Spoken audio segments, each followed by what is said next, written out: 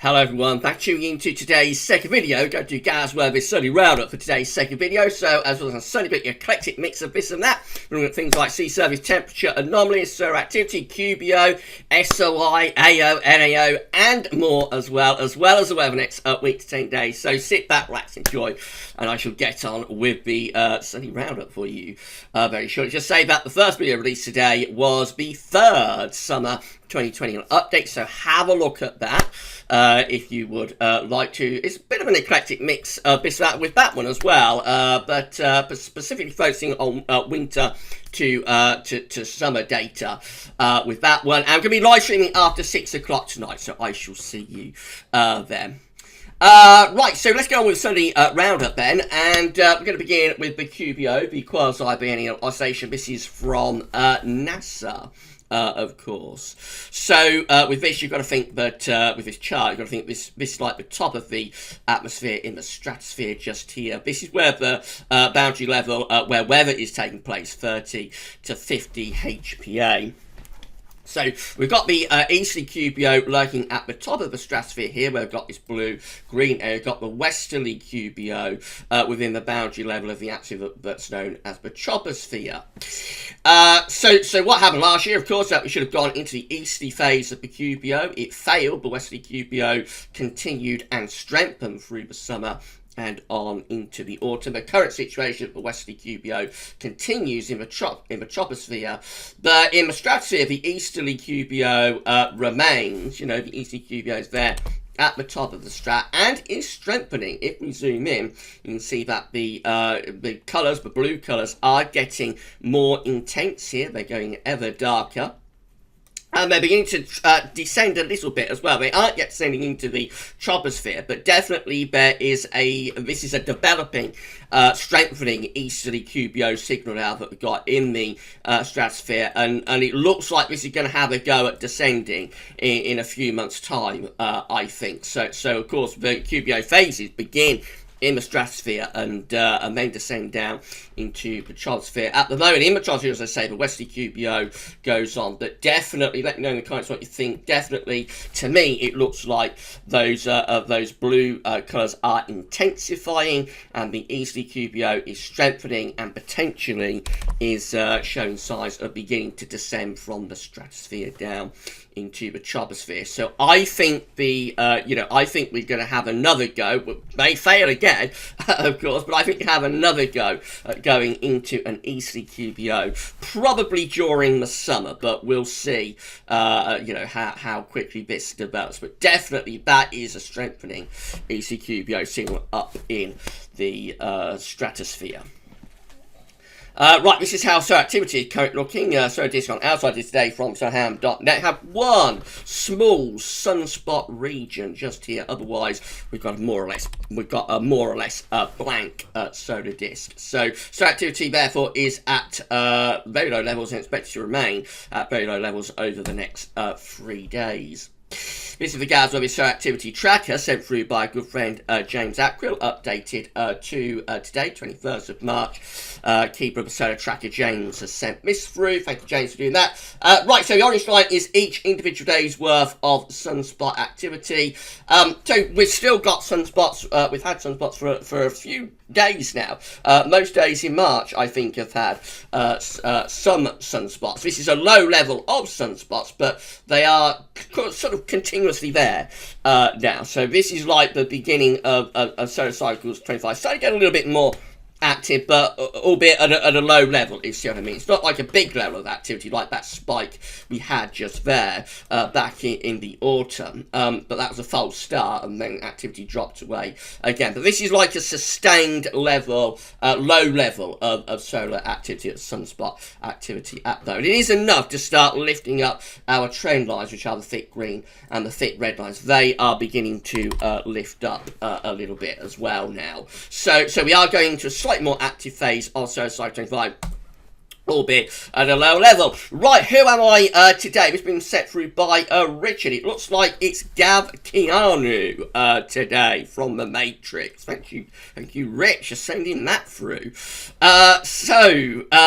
2000, this is showing the current spotless stretch and spotless days as well. So for the year, so for 2020, the current spotless stretch is 0 days because I had a sunspot yesterday, of course, as we've already established. For 2021 so far, we've had 32 days without sunspots this year so far. That's 40% of the year. That's comparable to 2020, which had 208 days without sunspots. That was 57% of the year. So yeah, activity definitely creeping up a little bit, albeit it's at a low level at the moment, but definitely we're sustaining a low level of sunspot activity right now. Thank you to James and to Richard for sending that through. Right, let's look at the oceans then. So this is how the oceans were looking when we did last week's Sunday Roundup. We've got our 3 areas of interest. We'll go and look at the IOD as well today. So we've got 4 areas of interest. So we've got the Indian Ocean over here. We've got the Pacific Ocean just there. We've got the North Pacific over here. And we've got the North Atlantic over there. Let's deal with the ENSO region first of all. That's a signature of La Nina, of course. So let's have a look at this week's sea surface temperature anomaly. We can see that the signature of La Nina continues through the central part of the equatorial Pacific Ocean. We've got those colder than average sea surface temperature anomalies through the central part of the equatorial Pacific Ocean. So the La Nina signature goes on, but it is weakening. You know, it is weakening very gradually as we're moving into the spring. And we can see that over the past week. We possibly have lifted the sea surface temperature anomalies up a little bit here in the eastern part of the equatorial Pacific Ocean. But overall, La Nina continues, La Nina's signature continues, albeit it is weaker. In the northern Pacific, things are getting colder up there in this northeastern part of the Pacific Ocean. It's probably in response to La Nina. Look at the change from last week to this week, getting ever colder in the northern and northeastern Pacific Ocean. In the North Atlantic Ocean, very little change from last week. Again, this situation in the North Atlantic Ocean last week, this situation in the North Atlantic this week, very little change. That colder area of sea surface temperature anomalies that was developing here in the tropical Atlantic near Africa, that's warmed up a little bit over the past week. Otherwise, just generally above average, really, with the sea surface temperature anomalies across much of the North Atlantic. Over in the Indian Ocean, we see that things are rather cooler here over towards Asia, and just here things are rather warmer. The signature there is warmer, like from Australia going up to Indonesia. So it's warmer through here and it's cooler through there at the moment. So we will see, you know, in a moment how the IOD is currently looking and how it's forecast to look.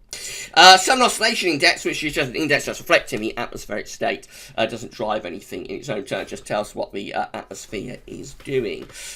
Is looking like this. Is from Queensland Government, of course. So we have had a positive SOI, have had a positive Southern Oscillation Index for the past sort of several months in response to the La Nina. So when the SY goes positive, then of course the atmospheric state will be reflective of La Nina. When the SY goes negative, the atmospheric state will be reflective of El Nino. So you can see that going back into March, we've got like the 11th of March here that came out positive at plus 7.71. That's the atmospheric state that's reflective of La Nina. But on the 13th of March, negative at minus 11.68. 14th of March, negative again at minus 2.44. 15th of March, negative again at minus 1.29. 16th of March, negative again at minus 5.51, and so on. So the SOI definitely shifted into a slightly more negative phase. That's as we come to the end of the La Nina, of course. Although having said that, over the past 2 days, 20th, 21st of March, the SY has gone positive again. But it does look as though the Southern Oscillation Index is moving into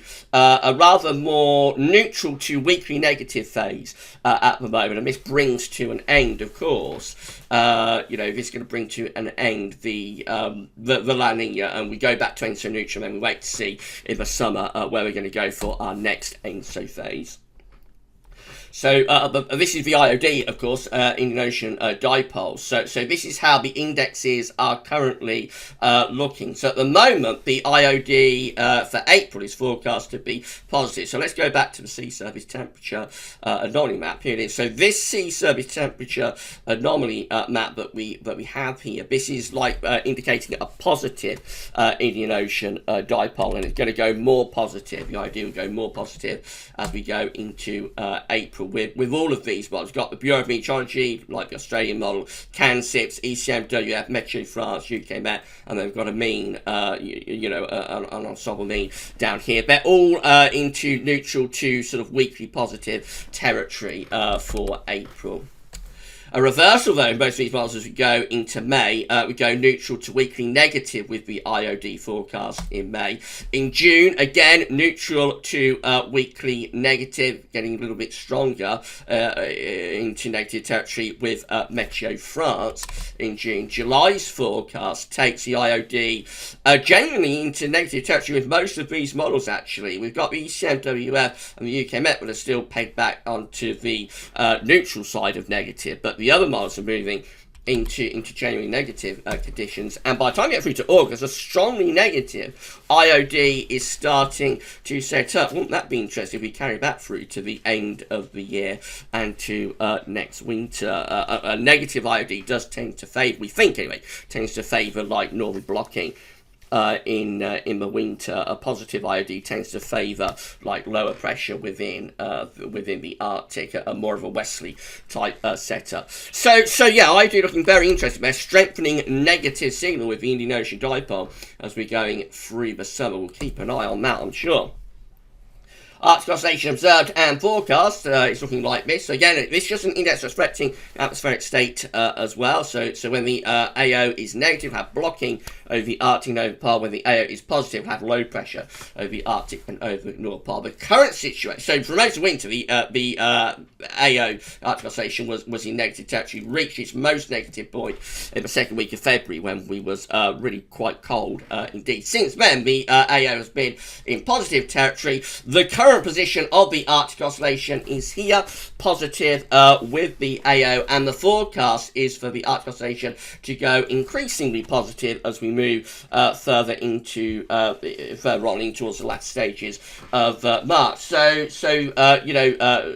we're in a long-term positive AO phase at the moment. That's going to continue for the rest of March. There could be a bit of a signal here for the AO to begin to go back towards neutral by the beginning of April. Possibly as we get into April, we may start to get a little bit more in the way of blocking or weaken the polar vortex a bit by then. But certainly for the rest of March, looks like the AO is set in its positive phase. The NAO is also going to be in positive territory. So the current position with the NAO is just there, positive, and the GFS ensembles are forecasting the NAO to stay solidly positive into through the rest of March into the beginning of April as well. So both the indexes are set positive. That tells us that westerlies are likely to continue. We see this on the model output. At the moment, we've got a westerly, but we're under high pressure. But by Wednesday, the westerly weakens, and we start to bring low pressure in off the Atlantic. So Wednesday will bring cloud and outbreaks of rain in from the west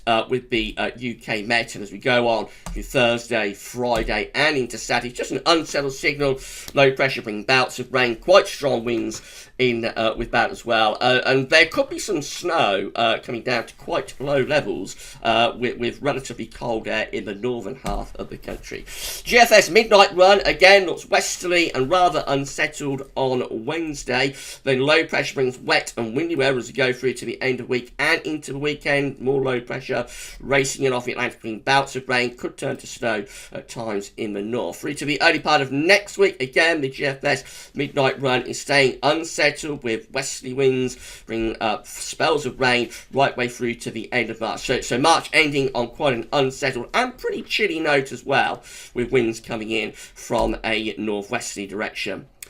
Into the extended range, which takes up to Easter. Now did the first Easter update last night. Of course, it stays unsettled with the GFS midnight run, more low pressure moving through into the Easter weekend. Eventually, we pulled down quite a cold northerly as well as we go through the Easter weekend. So Easter looking quite cold, and dare I say it, even a little bit wintry perhaps, on this GFS midnight rate. It's all a long way out, of course, but certainly looks like we're going into a much more unsettled spell of weather for the last days of March, and that could carry on into April and through the East period, and could be quite cold through the Easter period as well. South 6 said is looking a bit updating as we've been speaking, of course. So again, westerlies continue through to the end of the week. In fact, westerlies continue and strengthen, and it turns more unsettled as well, with low pressure pushing in off the Atlantic, bringing bouts of wet and windy weather with it. Heading up towards day 10 with GFS 6Z again, we keep it very unsettled, quite cold, particularly so for more northern parts of the country. Into the more extended range, again, low pressure brings further spells of rain, so quite a bit of wet weather coming and going. It's moving to the Easter period. Not a cold northerly though, with the 6Z over Easter, so quite an unsettled Easter, but not overly cold. That's yesterday's 6Z. That hasn't finished updating. Yeah, I don't think the GFS 6Z today is going to pull down a cold northerly, so quite unsettled over the Easter weekend, but not overly cold. GM looks like this. Again, further bouts of rain coming in off the Atlantic as we go into the end week and into next weekend. Also trying to get Scandinavian high going, you'll notice, with the GM. So that's how we finish on the last day of March. We have actually got quite a Scandinavian high setting up there, and the progress of these low pressures are being blocked as well. That's probably not going to be all that far from starting to pull in some quite cold air from the east, actually, although at this point we're relatively mild, but there is a pretty deep cold, certainly for the time of year anyway, sitting across northeastern Europe. So wouldn't it be funny if we go through the first week of April, maybe go up to Easter, we start pulling in cold east winds. So GM is flirting with that. And then the ECMWF looking like this. Again, British breaking down on Wednesday, starting to turn more unsettled, and into the end of the week, low pressure bringing bouts of rain in from off the Atlantic, quite wet and windy through the weekend and into the early part of next week. ECM keeps it unsettled up to day 10, 31st of March, with low pressure again anchored to the northwest of Scotland, spells of rain, and quite cool with that as well. So a definite change to much more active, much more unsettled weather is on the way.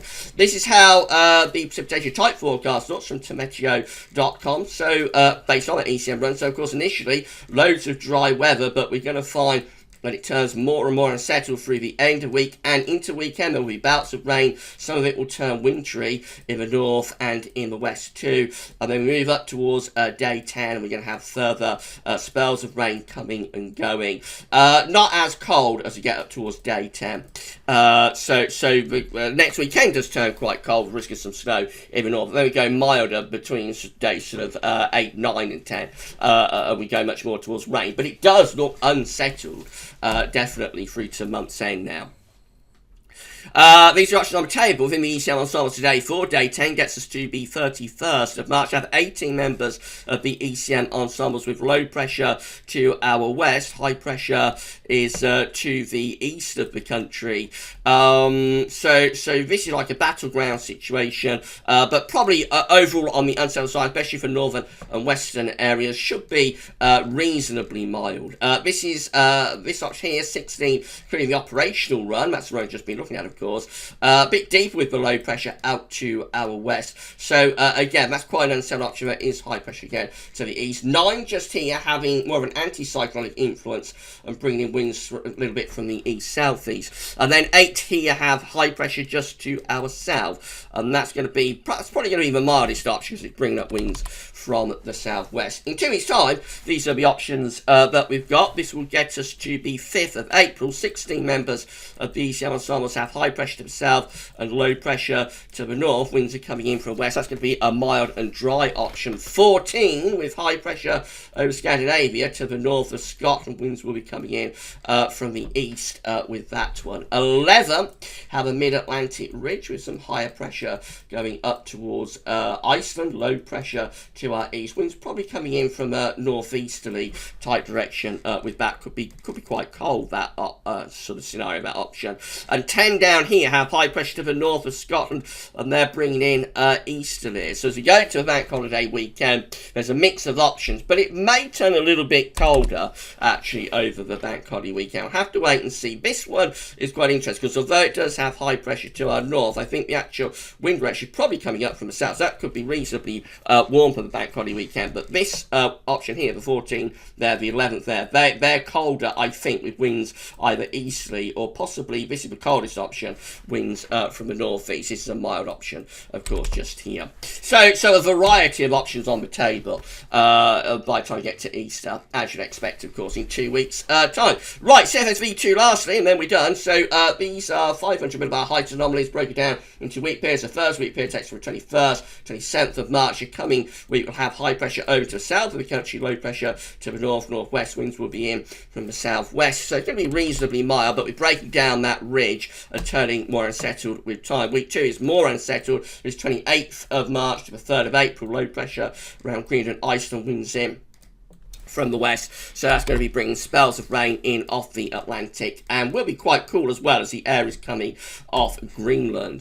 Week 3 is going to be the 4th through to the 10th of April. High pressure in middle of the North Atlantic, winds sort of northwesterly with that one, so quite cool with that, and maybe a little bit changeable as well. That's going into the Easter period, of course.